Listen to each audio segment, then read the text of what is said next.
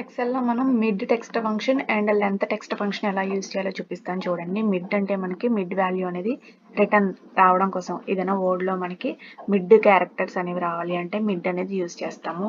Is equal to పెడతాము, mid అని type చేస్తాము, ఓపెన్ బ్రాకెట్స్. మనకి టెక్స్ట్ అనేది సెల్ని సెలెక్ట్ చేస్తాం, కామా పెడతాము. ఇక్కడ మనకి ఏ లెటర్ నుండి స్టార్ట్ అవ్వాలి అండ్ ఎన్ని లెటర్స్ రావాలి, ఎన్ని క్యారెక్టర్స్ రావాలి. నేను థర్డ్ క్యారెక్టర్ నుండి స్టార్ట్ అవ్వాలి, 2 క్యారెక్టర్స్ అనేవి రావాలి అని చెప్పి ఇచ్చానండి. ఎంటర్ కొడితే చూసారు కదా, థర్డ్ క్యారెక్టర్ నుండి స్టార్ట్ అయింది, 2 లెటర్స్ అనేవి వచ్చినాయి ఎంపీ అని చెప్పేసి. ఇక్కడ పట్టుకుని చివరి పట్టుకుని డ్రాగ్ చేస్తే మనకి రిమైనింగ్ అన్ని కూడా వచ్చేస్తాయి. లెంత్ చూద్దాము. లెంత్ అంటే length of the character in a string అనమాట. ఈజ్ ఈక్వల్ టు లెన్ అని పెట్టుకుంటాము, సెల్ని సెలెక్ట్ చేసుకుంటాము, ఎంటర్ క్లిక్ చేస్తాము.